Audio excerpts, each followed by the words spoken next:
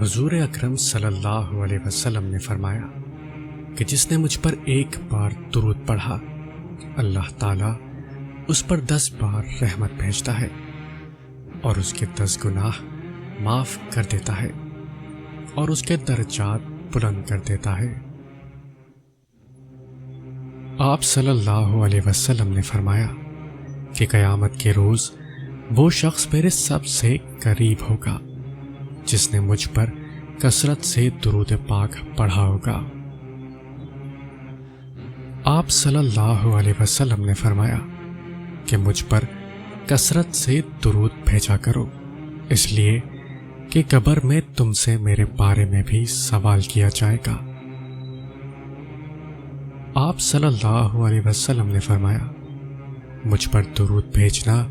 قیامت کے دن پل صراط کے اندھیرے میں نور ہے، اور جو یہ چاہے کہ اس کے اعمال بہت بڑے ترازو میں تولے جائیں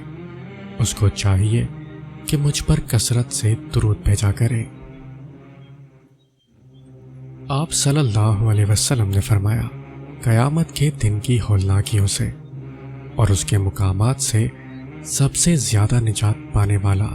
وہ شخص ہے جو دنیا میں سب سے زیادہ مجھ پر درود بھیجتا ہے۔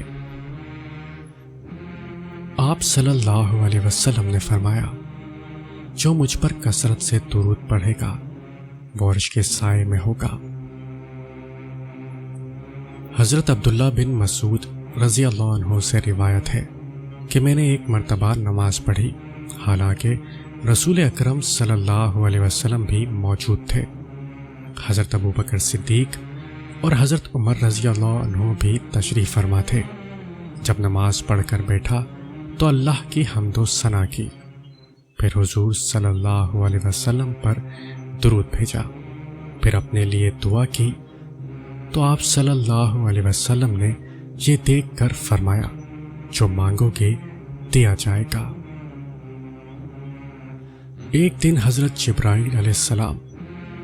حضور اکرم صلی اللہ علیہ وسلم کے پاس تشریف لائے اور کہا کہ اللہ نے مجھے اتنی طاقت دی ہے کہ میں ساری دنیا کے درختوں کے پتے گن سکتا ہوں اور پانی کے سارے قطرے اور ریت کے سارے ذرے گن سکتا ہوں، لیکن اس آدمی پر اللہ کی رحمت کی تعداد نہیں گن سکتا جو آپ صلی اللہ علیہ وسلم پر ایک بار درود پڑھتا ہے۔ فرمان مصطفیٰ صلی اللہ علیہ وسلم ہے جس نے مجھ پر جمعے کے دن 200 بار درود پڑھا اس کے 200 سال کے گناہ معاف ہوں گے۔